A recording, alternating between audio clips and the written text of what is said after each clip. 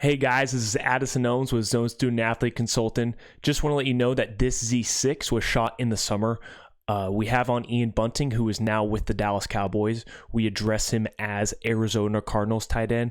However, he is now with the Dallas Cowboys playing tight end for America's team. So enjoy.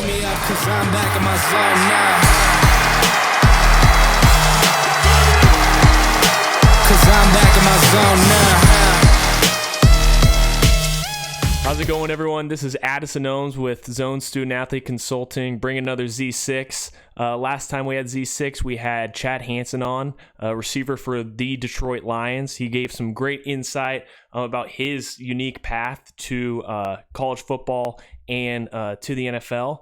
And this week we're having on Arizona Cardinals tight end Ian Bunting.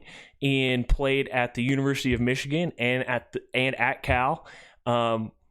Big body tight end, what every NFL team, pretty much wants. Ian, thanks for coming on, man. Sure. Yeah. Happy to do it. Appreciate you having me on. Yeah, it's great. So what we do here on Z6 is we ask 6 questions, keep it nice and short. Just talk about your recruiting process, what it took for you to get to where you are now, your development as an athlete, and sort of creating a brand. And the reason why I wanted to bring in NFL guys is because you guys have gotten into that portion where companies come to you, based on your following and things of that nature, where they'll want you to associate yourself with them. And coming up is the whole name, image, and likeness deal with college athletes, and they need some sort of guide or information on kind of how to take those sort of steps as an athlete representing brands. And so who better to have on than guys who are doing it right now. So let's just dive into it and get into it. First question, tell me about your recruiting process. Sure. So for me, I really didn't play football until high school, my freshman year. I played 1 year in middle school, and then I didn't play again until freshman year. So football was kind of sort of new for me. And just going into my freshman year of football, and then after that, obviously I started playing a lot. I started to love football. And it was kind of like a process for me of getting my name out there. I wasn't really even sure that I wanted to play in college yet. But I went to a bunch of camps, and I kind of did that whole circuit of things that I'd imagine is probably just as big, if not bigger, than it was back then.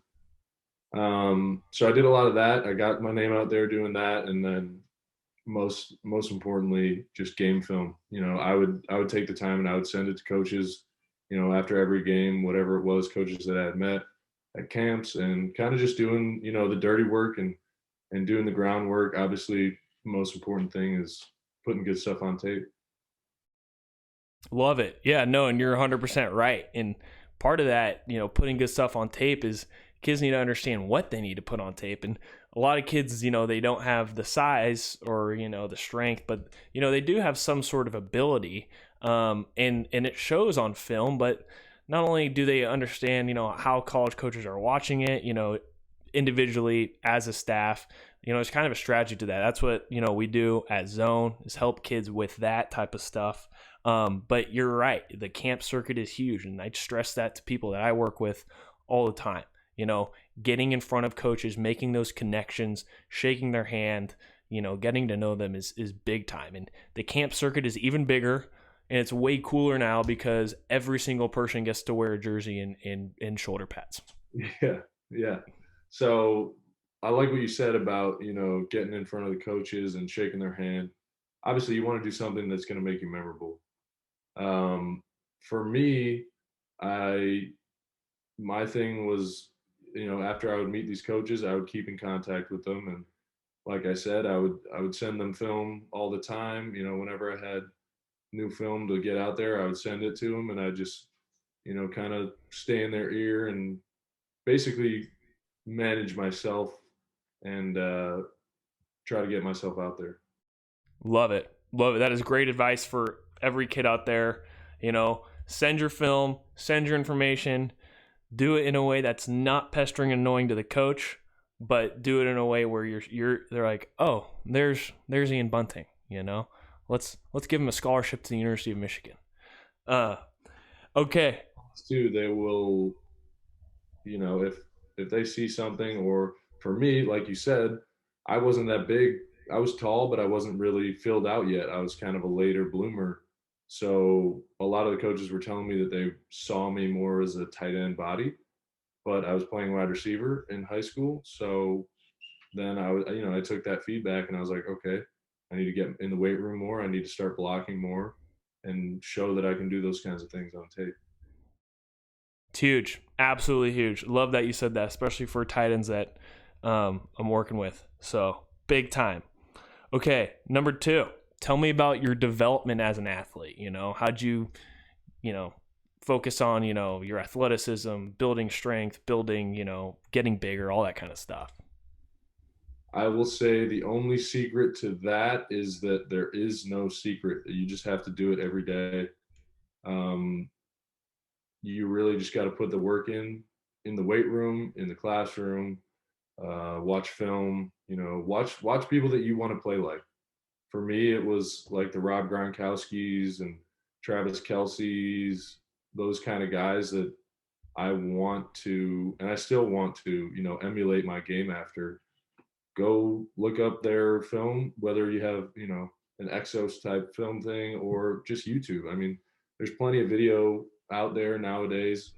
Go watch their games, be a student of the game, and, pick up things from them because they all did it from the guys that came before them. I love that. 100%. I mean, that's what some guys do, when they're about to go into the league is, oh, what is my body size? What is my body type? I mean, I was just with a guy the other day, offensive lineman, who's going to the NFL, and he was basing his film that he watched on other players based on their arm length, because he's playing a tackle position, but he doesn't have the longest arms in the world. But just for a high schooler, understanding, this is a guy that I want to model myself after. What is he doing? How does he play? And seeing that, especially from like an end zone cam view, like you understand what they're really doing. They're not just playing football. Especially now, like George Kittle. I want to call him Greg Kittle.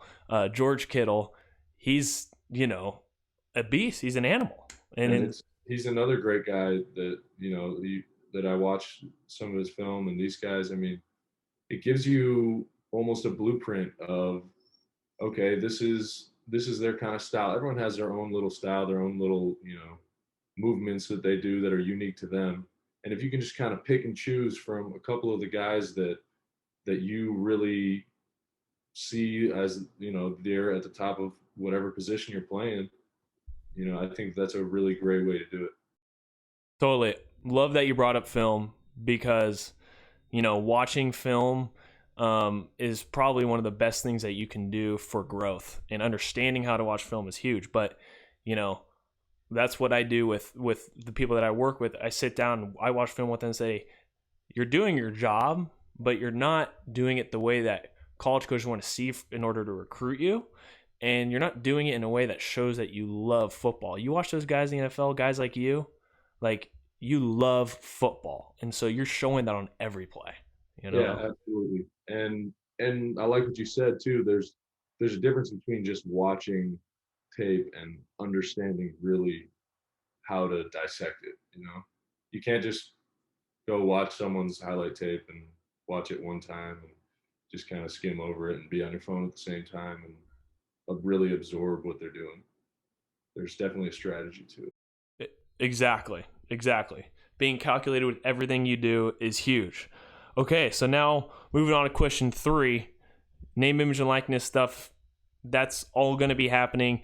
NCAA still hasn't really created a ruling on it yet. I mean, California's passed NIL laws, but plenty of states have.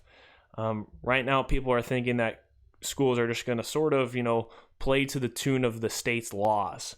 NCAA hasn't come out with anything yet, but they should very, very soon. So again, with this, kids are going to be able to profit off their name, image, and likeness, creating their brand. How do they get brands, to come to them. How is branding for you as a pro athlete? How important is that for you? Yeah. I mean, this is a whole different beast as a 18-year-old kid, dealing with this. It's going to be a lot to handle for sure, and something that you're going to have to be mature about. But I would say for me, it's all about being authentic.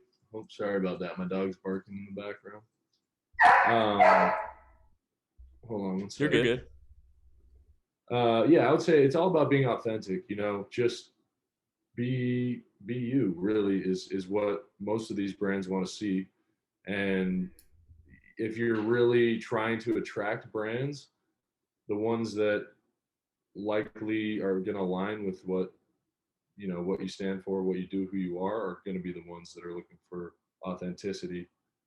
That's how I try to approach it. I mean, there's obviously guys that have a lot more to say about that, about the branding and aligning with companies than even I do. Um, guys that are first round picks, guys that are in second, third contracts, star players.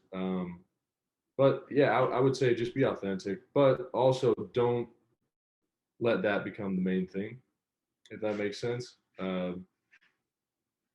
not going to reach out to you if you're not playing well. I would just kind of leave it at that. Your play is going to have to do most of the talking. Exactly, 100%. That's the main thing, is developing your skill as an athlete, as a high schooler, in order to entice those brands to come to you. Yeah, and it's going to be a lot for young kids, for 18-year-olds. It's a whole new realm of things that we don't even realize, but being able to build that value in the brand with the expectation that your work and your development is going to make you a better athlete, working on both at the same time, can lead to a better entry into that name, image, and likeness world in college football. Okay, number 4. One last thing on that. Even when I was in college, this was before the name, image and likeness was something that we can profit off of. But I started a company with my roommate. We started like this apparel clothing line, and it was something that was an awesome opportunity. And that's I think part of what college is about is getting those kinds of experiences. I think it would be probably a lot easier to do that now that you can profit on your own name. Totally, totally, dude. And I remember on your official, actually. You remember I was at dinner with you? You brought that up to Tui. I remember that. Okay, number 4. What's the biggest regret that you've had in your athletic career so far? And I say it to you, to all the NFL, all you guys. There's probably not many, because look where you are. But I mean, if there's one thing here or there that you wish you could have done better, what do you think that would be? So, like you said, I think in order to get to a place like where I am now, I kind of try to look at things from a different angle of not having as many regrets and using whatever, if it's a failure or whatever, as a kind of a launching point to a success down the road. I would say, if I could say one thing, I would say maybe learning how to be a pro as at a younger age. Mm. The earlier the better, obviously. And it's easier said than done. But if you can get around guys that really know what they're doing and take their stuff seriously, I think that's something that's extremely, extremely valuable. Totally. And I completely agree with that. I mean, even when I was 22, 21, like I had no understanding, but I mean, guys that we played with kind of already took that approach. Even guys younger than us, like, took that approach from day one. And it's like, going in with that mindset is a huge, huge benefit. Yeah. Yep. And just expecting to be there, playing and working as if it's expected, because it is, and it Right. has to be if you want to get to that point. Exactly. Love it. Love it. Great answer. No one's talked about that. So I love that. And that's like, that mindset. Yeah. We like to keep it real, keep it authentic for all those brands that are listening. If you need someone, a very authentic brand ambassador. You are the most authentic. You are one of the most authentic people I've ever met. Hey, I appreciate Um, uh, yeah, you got it. Ian, you're amazing. Okay, number 5. How would you rank the three? As importance, right? Between development, branding, and recruiting. How would you rank those three, especially with the advent of this whole name, image, and likeness era? Yeah, I would say development is always number one because without that, you're not going to get recruited and you're not going to get branding. Um, I would say recruitment is probably number two because without being recruited, you're not going to have an opportunity for branding, which then leaves branding as number three. And I think that's kind of the natural pecking order. Um, Obviously, you want to take care of yourself, you want to take care of your teammates, and you want to take care of your work that you got to get done first and foremost. Um, and then recruitment, yeah, is a big thing. Whether it's a necessary evil, something we like or don't like, it is definitely something that plays a role. And then I think once you take care of those things, then the branding will follow if that's meant to be. Totally. Love it. Yeah, exactly. Natural pecking order, of course, developing yourself and into the player that you can be, maximizing, your development as a whole, getting recruited, right? Kind of understanding the process, how to play that little push and pull game. And then comes the branding, and then comes, all the cool stuff that comes with it. But you got to earn that. You got to earn that third piece. And I'll say too, the development part is a never-ending journey, is a never-ending pursuit. It's not like once you get recruited and then once you get some sort of branding deal, if you're fortunate enough for that to happen, it's not like, all right, I made it, I'm done.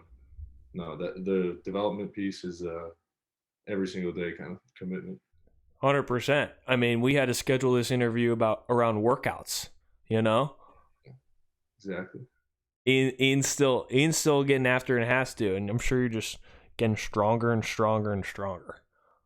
I think I've made some of actually my biggest strides um, in the weight room and on the field in these past couple of years because I really now Incredible. am understanding how my body works and the things that I guess on the field I can really do.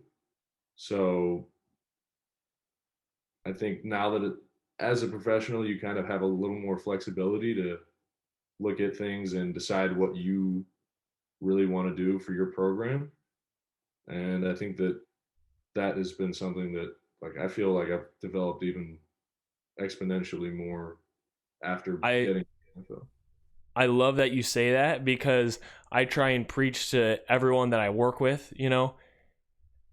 A one size fits all approach does not always work, especially, with development and like building strength, you know, with recruiting, right? They have these huge, recruiting databases and stuff that coaches don't even look at. They have, okay, yeah, just come in and lift weights. Okay, whatever.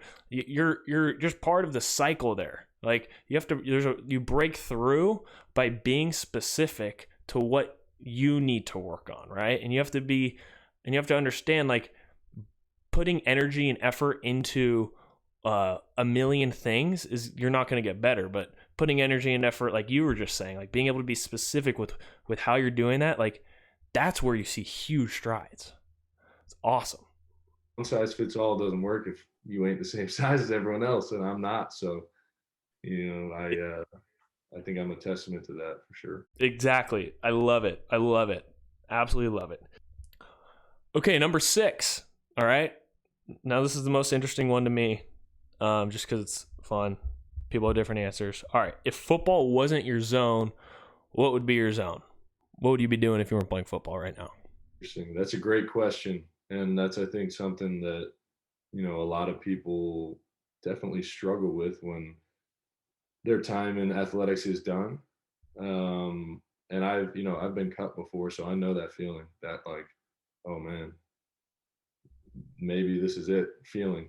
Um, if football wasn't my zone, I would say I would probably be doing something entrepreneurial, something creative in the creative space. I'm a creative guy. I like to, you know, do stuff that challenges me. I like to be around the sharpest, the brightest, the most creative, the most successful people that I can, because I think, you kind of are the sum of the five people that you hang out with the most. So I like to surround myself with interesting people, people that are basically in places that I want to be, and vice versa. So I think I would be doing something entrepreneurial. I'm not the kind of guy that can sit at a desk for, you know, 8 hours a day and just kind of do mindless work. That ain't me. I got to do something creative.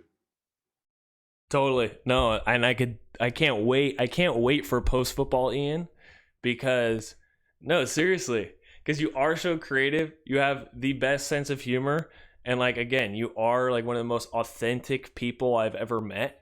And like football isn't gonna be what ends up defining you, which is so exciting. Because look where you made it with football. Yeah, It's yeah. just No, I appreciate that. I hope that moment doesn't come too soon, but obviously football ends for everyone at some point, and I understand that, and I'll be ready. I'll be ready when that comes. But again, I hope it's not for a little while. exactly no, and that's the best part too. It's like you're still trending upwards in the football space, and it's still I think that you're gonna do really really really cool stuff. I just know you are. Um, well, of course, appreciate it. Totally, totally. I'm with you. But dude, I really appreciate you doing this. Taking time out of your vacay mode right now. I know you just got done with OTAs and all that. But shoot, dude, I hope I see you soon. This was cool. I really appreciate helping the young kids who are watching this, and parents who are watching this, because they're going through a process that's new, and it's sort of insecure. So, and the ones that I can't help myself, I want to be able to help through stuff like this. So, I really appreciate it. I know how it is, and I was in your shoes at one point not too long ago, trying to figure it all out by myself, and like a lot of the people that are probably watching this, I had no idea what was about to go on, no idea what was about to hit me, and it was a strange, new, kind of weird space, and had to navigate it on my own. I did some things well. I'm sure I did some things badly, but having something like this would definitely have helped a lot. Totally. Absolutely love it, dude. Ballin', Thank you can't so get me much. up 'cause I'm back in my zone now.